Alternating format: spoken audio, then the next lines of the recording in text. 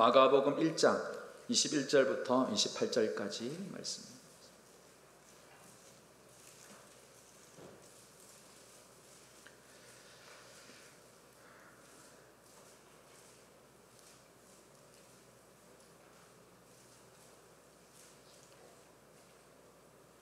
한 절씩 교독하시고 28절 같이 보겠습니다.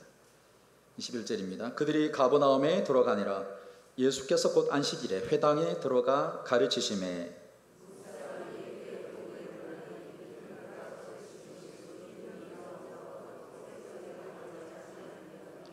마침 그들의 회당에 더러운 귀신 들린 사람이 있어 소리질러 이르되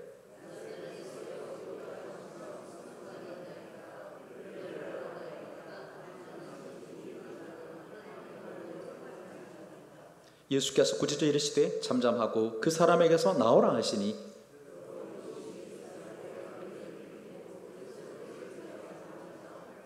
다 놀라 소름으로 이르되 이는 어찌미냐 권위는 새 교훈이로다 더러운 귀신들에게 명한즉 순종하는도다 하더라.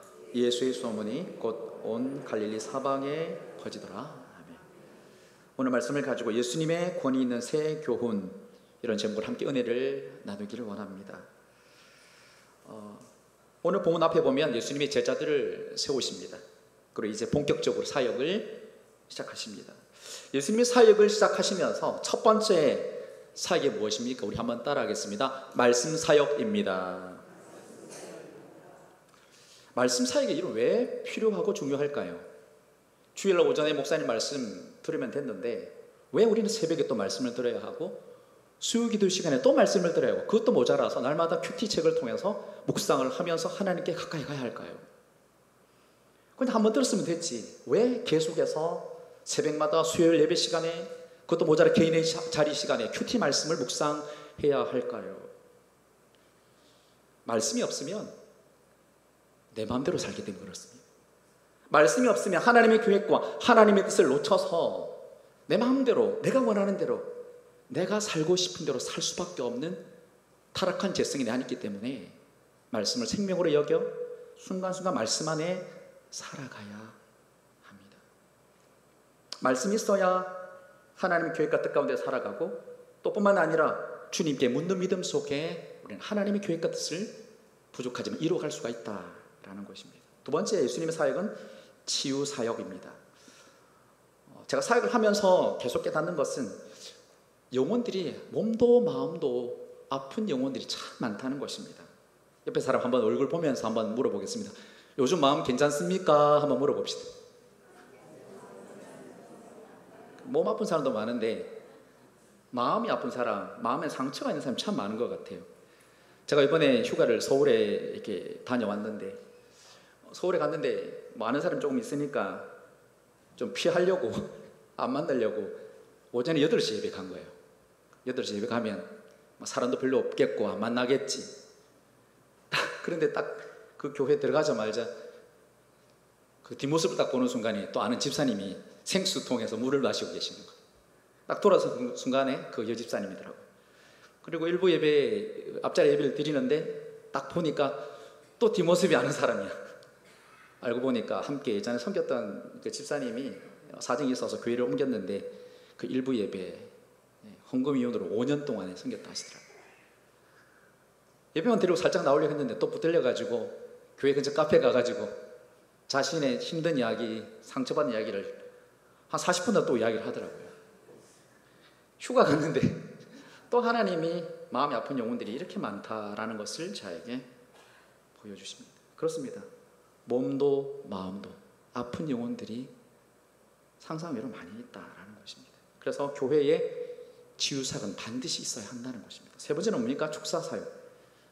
어둠의 영과 귀신들이 지금도 영혼들을 힘들게 하고 공격해 한다는 것입니다. 그래서 반드시 예수님의 사역 속에 축사, 어둠의 영과 사단의 권세를 꺾는 쫓아낸 사역이 있었다라는 것입니다. 자, 오늘 말씀에 보시면 예수님의 말씀 가르침이 맨 먼저 나오죠. 왜냐하면 말씀이 가장 중요하기 때문에 그렇습니다.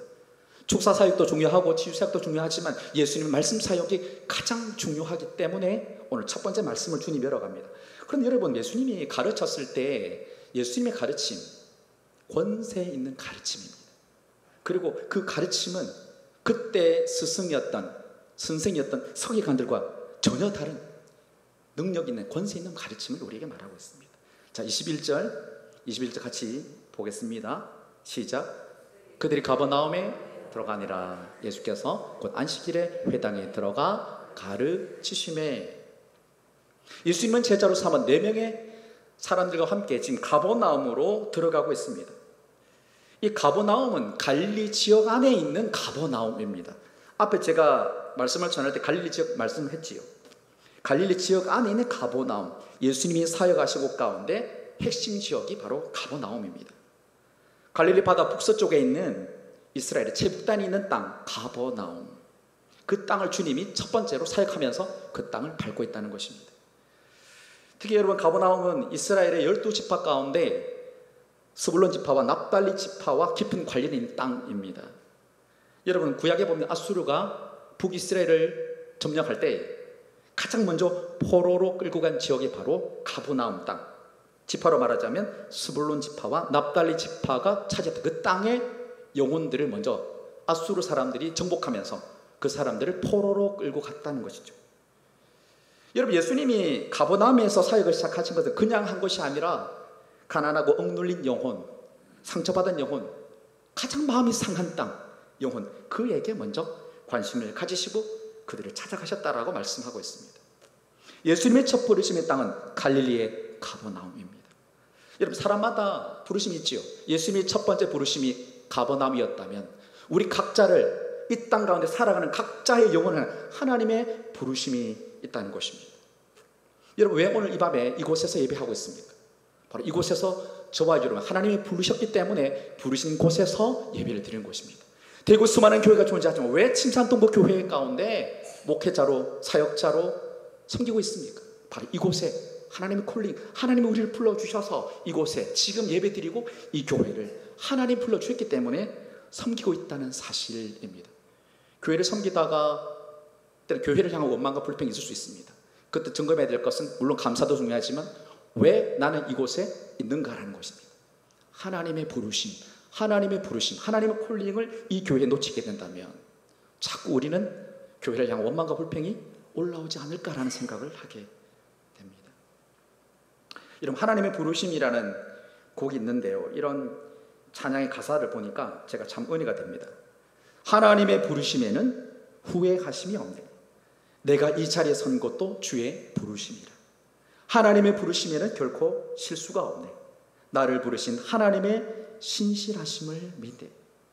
작은 나를 부르신 뜻을 나는 알 수 없지만 오직 감사와 순종으로 주의 길을 가리라. 때론 내가 연약해져도 주님 날 도우시니 주의 놀라운 그 계획을 나는 믿으며 살리. 후렴에 보니까 날 부르신 뜻 내 생각보다 크고 날 향한 계획 나의 지혜로 측량 못하나. 가장 좋은 길로, 가장 완전한 길로 오늘도 날 이끄심인데.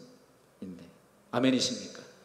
교회를 섬기는데 때로는 원망과 불평과 왜 나는 이 교회를 섬겨야 하냐고, 이 교회 부정적인 것이 많이 보일 때마다 하나님이 왜 이 교회를 불렀는지, 하나님의 부르심 속에 이 교회를 향한 하나님의 계획을 발견할 수 있어야 합니다. 21절 계속 한 번 더 같이 봅시다. 시작. 그들이 가버나움에 들어가니라. 예수께서 곧 안식일에 회당에 들어가 가르치시니. 예수님 당시에 사람들이 말씀을 듣거나 배울 때 어디 갔습니까? 회당에 갔습니다. 회당. 지구로 말하면 지역교회 아니겠습니까? 우리도 침산동에도 침산제일교회, 침산동부교회, 금방에 가면 중앙교회 있듯이 지역에 있는 회당으로 가서 말씀을 들었다는 것입니다. 근데 여러분, 예수님 당시에는 사람들이 성경이 없었습니다. 그래서 회당에 가서 거기 있는 성경책, 구약책을 펼쳐서 말씀을 들었습니다. 또는 요즘처럼 그죠? 내가 마음만 먹으면 유튜브 또는 한 개의 교회를 가서 말씀을 들을 수 있는 기회가 적었습니다. 회당에서 말씀을 들을 수 있었지만 그 회당에 방문한 랍비나 선생님을 통해서 가끔씩 말씀을 들을 수 있기 때문에 어쩌면 지금 이곳에 회당에 들어가 주님이 가르쳐주게 했을 때 그곳에 앉아있는 사람들은 어쩌면 말씀을 굉장히 갈망하고 말씀을 기다리는 사람이 그곳에 아마 앉아 있었을 것입니다. 우리는 예배 때마다 말씀을 듣고 있습니다. 일주일에 예배가 얼마나 많습니까? 그 가운데 한 번의 예배라고 생각하다 보니 말씀의 소중함과 귀중함을 놓칠 때가 많이 있다는 것입니다. 여러분, 말씀의 가르침을 받는 이 시간이 여러분 인생에 생명처럼 여겨지기를 간절히 소망합니다. 그게 바로 믿음이요, 그것이 바로 예배가 아니겠습니까? 그냥 근성으로 여러 듣는 말씀과 하나의 말씀으로만 쉽게 생각한다면 그 말씀은 여러분에게 단순히 머리만 건드리는 말씀이 될 것이고 가슴과 손과 발을 건드리는 말씀이 되지 않을 거라고 저는 생각이 됩니다. 계속해서 22절 말씀 같이 보겠습니다. 22절 시작. 무사람이 그의 교훈에 놀라니 이는 그가 가르치시는 것이 권위 있는 자와 같고 석인관들과 같지 아니함 일러라. 아멘. 예수님이 가르쳤는데, 회당에서 가르쳤는데 사람들이 깜짝 놀랐다는 것입니다. 왜냐하면 그 전에 회당에 가르쳤던 랍비라 선생과는 달랐기 때문에 그렇습니다. 특히 여러분, 회당에서 가르친 대표적인 사람이 누구입니까? 서기관입니다. 율법 전문가죠. 율법을 잘 해석을 하고 설명도 잘하고 알아듣게 말하는 사람, 전문가입니다. 하지만 여러분, 서기관들의 가르침의 문제와 한계가 무엇입니까? 입으로는, 설교로는 온갖 미사여구, 아름다운 말, 문장에 맞는 말, 그죠? 들으면 솔깃한 그런 말들 가지고 다 늘어놓으며 설명을 합니다.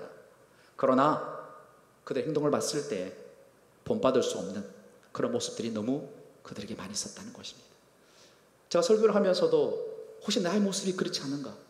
말은 미사여구로, 말은 달변을 하고, 말은 유창히 하지만 그 말씀대로 나는 살고 있는가? 세상에 밖에 나갔을 때 내 설교 강단의 모습하고 밖에 갔을 때 집의 모습이나 또는 내가 삶의 어떤 현장 가운데 갔을 때 내 모습은 정말 동일한 모습으로 서는가라는 것입니다. 참 두렵지 않습니까? 저도 사역을 하다 보면 부족한 게 많지요. 가정에 잘 못하고 좀 잘하면 좋은데 잘 못할 때가 있습니다. 얼마 전 우리 딸에게 그렇게 했습니다. 아빠가 많이 부족하다, 미안하다, 잘해줘야 되는데. 그러니까 이렇게 말합니다. 완벽하지 않아도 괜찮아요, 아빠. 잘못했을 때 그냥 잘못했다고 말하고 되고 노력하시면 됩니다. 이렇게. 사실 저는 좀 완벽하게 살고 싶어요. 교회 사역도 좀 잘하고 싶고 좀 가정도 좀 잘하고 싶고 근데 잘 안 돼요. 부족해요. 근데 그 아이를 듣는 순간에 어쩌면 그게 주의 음성이 아니겠습니까? 좀 부족하고 연약하더라도 내가 잘 못하고 있다. 그러나 내가 잘해라, 노력할게. 그 말이 어쩌면 세상 사람들이 아니 가족들에게도 어쩌면 위로가 되고 힘이 되는 메시지가 아니겠습니까?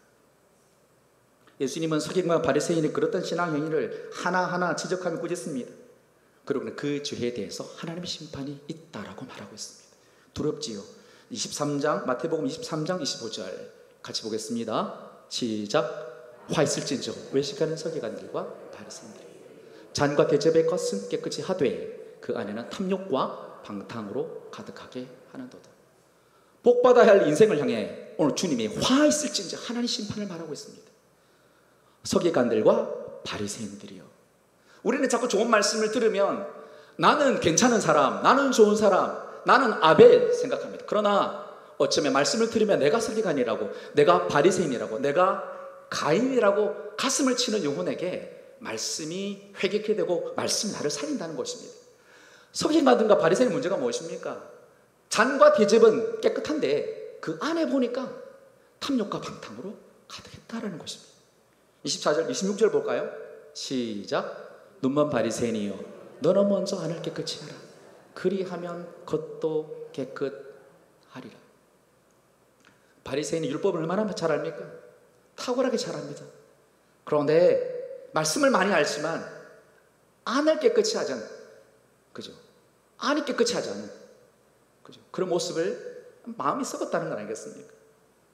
말씀은 번지르게 잘 전하지만 내 안에 마음이 문드러져 있고 내 안에 말씀과는 전혀 다르게 내 속이 겉과 속과 다른 모습으로 서 있다는 모습입니다. 그래서 어떻게 말하면 눈먼 바리새인 이렇게 하지 않습니까? 말씀을 많이 알고 있을지라도 영의 눈이 가려져 있다는 것입니다. 여러분, 영의 눈이 열리기를 주의 이름으로 축원합니다. 말씀을 조금 작게 알지라도 성령이 이루신 말씀 안에 말씀으로 살아내는 사람에게 영의 눈이 열린다는 것입니다. 27절 같이 봅니다. 시작. 화 있을진저 외식하는 서기관들과 바리새인들이 회칠한 무덤 같으니 겉으로는 아름답게 보이나 그 안에는 죽은 사람의 뼈와 모든 더러운 것이 가득하도다. 회칠한 무덤인데 허옇게 칠해놓으니 얼마나 아름답습니까? 그런데 그 안에 보니까, 무덤 안에 보니까 죽은 사람의 뼈, 썩은 냄새, 더러운 것들이 그 안에 가득하다. 28절 말씀 같이 봅니다. 시작. 이와 같이 너희는 겉으로는 사람에게 옳게 보이되 안으로는 외식과 불법이 가득하도다. 바리새인과 서기관의 문제가 무엇입니까? 여러분, 이 땅에 완벽한 사람 아무도 없습니다. 늘 부족하지요. 죄가 가득하지요. 문제는 자신의 삶을 돌아보지 않았다라는 것입니다. 내 안의 죄, 내 안의 허물, 내 안의 연약함, 내 안의 잘남만 바라본다는 것이죠. 그러다 보니 날마다 화살이 다른 사람에게 있고 나는 괜찮고 나는 완벽하고 나는 아무 문제 없고 네가 문제야. 손가락질하는 그들의 모습 앞에 주님은 돌아보는 삶, 회개치 않는 삶, 뉘우침이 없는 삶이 바로 이와 같다는 것을 우리들에게 말씀하고 있습니다. 신앙생활을 하면서도 내 안에 회개가 없다는 것은, 신앙생활을 하면서 내 안에 돌이키는 내 영혼에 돌아보는 시간이 없다는 것은 끔찍합니다. 그냥 습관적인 신앙인이 될 수 있고 종교인이 될 수 있다는 것입니다. 제가 이번에 여름에 휴가를 가면서 두 교회를 방문했습니다. 하나는 서울에 있는 교회고 하나는 인천에 있는 교회.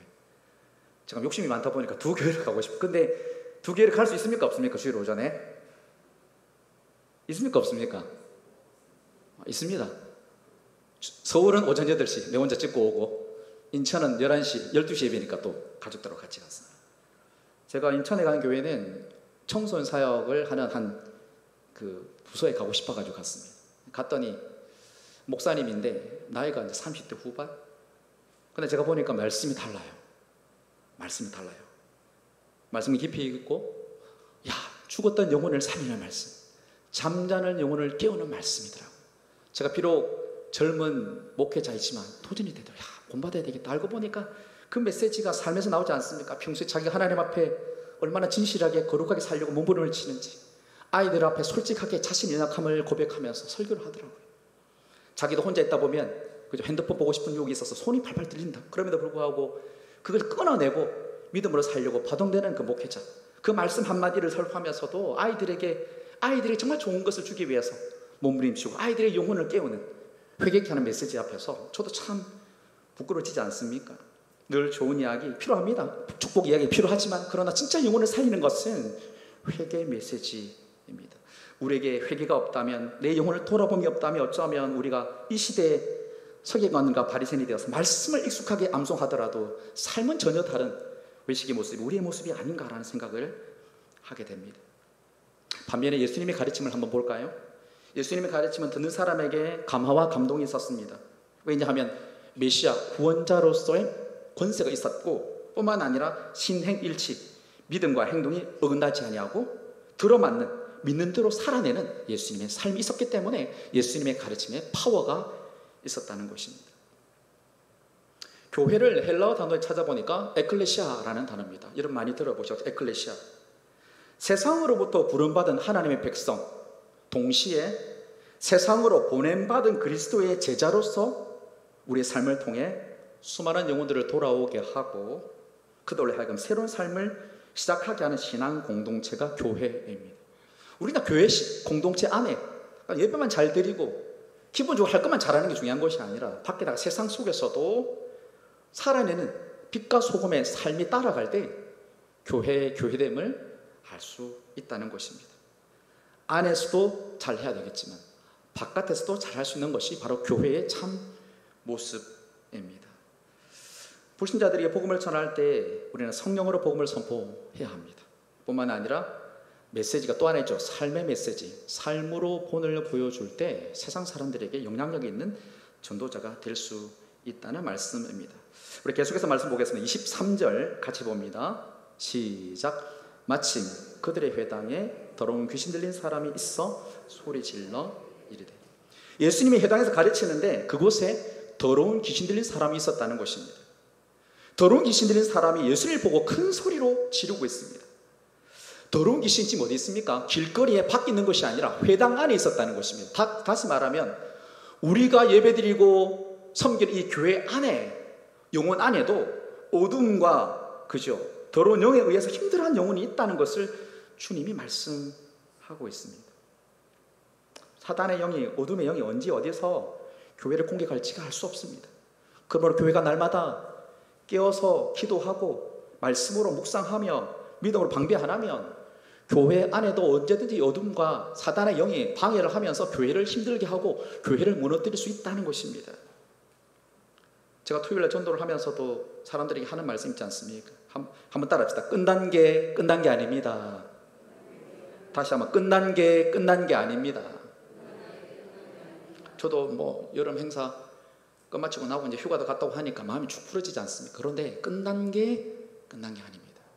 계시록에 보면 마지막까지 사단의 권세가 교회를 힘들게 하고 영혼을 지옥으로 끌고 가려고 하고 이런 싸움이 마지막까지 있다는 것입니다. 그래서 오늘 이 밤에 덥지만 영적으로 말씀으로 무장을 하고 기도로 깨어 있어야 교회가 평안하게 든든하게 예수 이름으로 세상 가운데 전진하며 나아간다는 것 아니겠습니까? 교회 안에 어둠이 있고 사단의 권세가 언제든지 역사할 수가 있습니다. 다시 말하면 사단의 권세가 그리스도로 하나가 된 공동체를 자꾸 깨는 것입니다. 분열하고 나누게 만들고, 그죠? 좋았던 관계들을 자꾸 어렵게 만드는 관계들이 우리 안에 있다면 우리는 말씀 앞에 다시 한번 우리 자신을 돌아봐야 합니다. 예전엔 그렇게 좋아 보였던 사람들이, 예전 그렇게 나에게 따뜻하게 했던 사람들이 어느 순간에 나의 눈에 정말 미워하는 사람으로, 정말 가까이 하기 싫은 사람으로, 교회 길거리, 교회 로비에 그냥 피하고 싶은 사람으로 내가 여겨진다면 내 마음에 이미 어둠은 시작되었다는 것을 우리는 잘 알아야 한다는 것입니다. 24절 말씀 계속 보겠습니다. 24절 시작. 나사렛 예수여, 우리가 당신과 무슨 상관이 있나이까? 우리를 멸하러 왔나이까? 나는 당신이 누구인 줄 아노니 하나님의 거룩한 자니이다. 귀신이 예수님이 누군지, 어떤 권세를 가진 분이 정확하게 알고 있습니다. 예수님은 어떻게 말합니까? 하나님의 거룩한 자. 이 말이 무슨 말입니까? 하나님의 어떤 특별한 일을 하기 위해서 따로 구분해 놓은 특별한 하나님의 사람이라는 것입니다. 여러분, 하나님이 교회에 많은 사람이 있지만 특별히 쓰는 사람이 있습니다. 특별한 일을 위해서 특별히 쓰는 사람, 아무나 쓰지 않습니다. 학벌이 좋다고 뭐 재능이 많다고 아닙니다. 거룩한 사람, 구별된 사람, 성결한 사람을 하나님 특별히 구분해 놓고 그 사람을 쓴다는 것입니다. 여러분, 거룩이 뭡니까?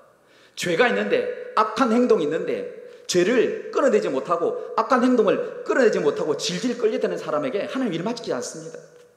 잘라내야 할 때 잘라내고, 끊어내야 될 때 믿음으로 끊어낼 수 있는 영적인 파워를 가진 그 사람, 거룩한 사람을 통해서 하나님이 일을 하신다라는 것입니다. 한 번씩 보면 다른 교회를 보니까 예배 시간에 조는 사람이 있잖아요. 목사님들이 이렇게 세워가지고 뒤에 서서 예배들을 하더라고요. 제가 어떤 목사님도 보니까 중고등부 애들 예배 시간에 조는데 깨워가지고 뒤에 서서 예배 드리게 하더라고요. 중고등부 한번 제가 해볼까 싶은데 좀 무서워, 사실은. 아이들이 시선이 좀 따가울 것 같아가지고. 예배 시간에 핸드폰을 보거나 졸거나 그런 사람에 대해 어떻게 할까? 저도 참 고민입니다.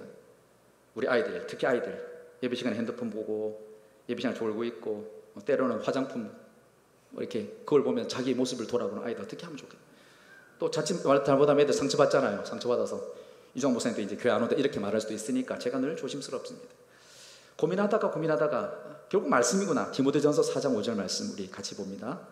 시작. 하나님의 말씀과 기도로 거룩하여 지미라. 물론 지적할 수 있습니다. 예배 시간에 조는 거, 핸드폰으로 지적할 수가 있어요. 그러나 그 지적 한 번이 그 아이를 깨울 수는 없습니다. 결국 본질입니다. 말씀과 기도로 들어가야 거룩한 자녀로 세울 수가 있습니다. 그래서 결국은 저도 결정했습니다. 말씀밖에 없다. 그래서 말씀 양육으로 아이들 다시 한번 잡아야 되겠구나. 깊은 말씀과 깊은 기도 속에 아이들은 아닌 것을 잘라낼 걸 잘라낼 수가 있고 끊어야 될 것을 끊을 수가 있겠구나라는 생각을 하게 되는 것입니다. 여러분, 거룩한 삶을 살기를 소망하십니까? 별로 뭐 없는 것 같아요. 거룩한 삶을 살기를 소망하십니까? 정결하고 희락한 삶이 되기를 소망하십니까?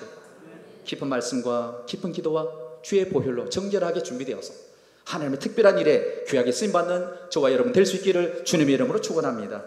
25절 26절 같이 보겠습니다. 25, 26 시작. 예수께서 꾸짖어 이르시되 잠잠하고 그 사람에게서 나오라 하시니 더러운 귀신이 그 사람에게 경련을 일으키고 큰 소리를 지르며 나오는지라. 아멘. 우리가 예수 믿기 전에는 죄와 사단의 노예 가운데 그냥 내버려진 존재로 살아왔습니다. 그러나 하나님이 이 땅에 독생자 예수 그리스도를 통해서 우리로 하여금 사단의 종이 아닌, 죄의 노예가 아닌 하나님의 자녀로 삼아 주셨습니다.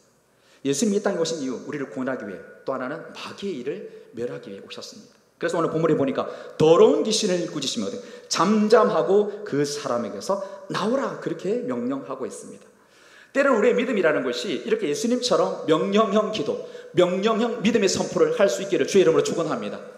두렵고 떨리지만, 그러나 예수 이름으로 명령하고 선포할 때 악한 영과 어둠이 떠나가는 역사가 동일하게 우리의 있기를 주님의 이름으로 축원합니다. 이 광경을 옆에서 지켜본 사람들이 예수님의 가르침에 대해서 어떻게 말씀하고 있습니까? 우리 27절 마지막으로 같이 보겠습니다. 시작. 다 놀라 서로 물어 이르되 이는 어찌미냐? 권위 있는 새 교훈이로다. 더러운 귀신들에게 명한즉 순종하는 도다 하더라. 아멘. 사람들이 예수님의 가르침에 대해서 어떻게 말하고 있습니까? 단순한 교훈이 아닌 권세 있는 새 교훈이라고 말씀하고 있습니다. 여러분, 참 진리가 무엇입니까? 참 말씀이 무엇입니까? 강단에서 말 그냥 앵무새처럼 줄줄 자라는 것이 아니라 말씀에, 말에 하나님의 능력과 권세가 임하는 것이 바로 새 권세 있는 새 교훈이라는 것입니다. 더러운 귀신조차도 예수님의 그의 말씀에 순종하는 모습을 오늘 말씀을 통해 보게 됩니다. 저와 여러분의 삶 속에 말만이 아름답지 않은 삶 가운데 예수님의 권세된 새 교훈이 능력으로 나타날 수 있기를 주님의 이름으로 축원합니다. 말씀을 정리합시다. 예수님의 사역의 핵심이 영혼을 살리는 사역입니다. 저는 사역을 돌아보면서 또는 가까운 사람을 돌아보면 나는 정말 진짜 영혼을 살리나? 혹시 나 때문에 상처를 받거나 나 때문에 혹시 힘드는 사람 없을까? 오히려 사람을 죽이지는 않을까라는 생각을 하게 됩니다. 오늘 주님의 말씀으로 영혼을 살리고 치유하시며 어둠의 영을 쫓아내신다는 것입니다. 몸과 마음의 여러 질병으로 말씀으로 치유케 하시고 회복케 하시는 예수 그리스도의 능력, 예수님의 믿음으로 우리 안에 어둠의 영은 떠나가고 나누어진 관계들이 회복되는 은혜가 우리에게 예수님처럼 있어야 합니다. 여러분, 예수님 믿음으로 우리가 누리는 영적 유익길이 많은데 그 중에 하나는 뭡니까? 영혼의 자유함입니다. 내가 예수 믿는 이유, 그죠? 물론 구원받고 천국에 믿죠. 그러나 예수 믿으면서 우리가 누리는 영적 이유, 자유함입니다. 진리 안에 자유함, 진리 안에 평안함을 누리는 것입니다. 그래서 요한복음 8장 31절 32절 우리 같이 한번 보겠습니다. 요한복음 8장 31절 32절 시작. 그러므로 예수께서 자기를 믿는 유대인들에게 이르시되 너희가 내 말에 거하면 참으로 내 제자가 되고, 32절 시작. 진리를 알지니 진리가 너희를 자유롭게 하리라. 아멘. 예수님은 영혼을 섬기면서 그 영혼을 자유롭게 했습니다. 억눌린 자, 갇힌 자에게 주님 피난처가 되셔서 그 영혼을 자유하게 하셨습니다. 여러분, 오늘도 이 말씀을 통해서 영혼에 묶였던 것들이, 갇혔던 것들이 예수 이름으로 풀려지고 자유케 되기를 주의 이름으로 축원합니다. 예수님 만날 때마다 이런 놀라운 역사가 우리 교회를 통해, 말씀 사역을 통해 일어나기를 주님의 이름으로 축원합니다.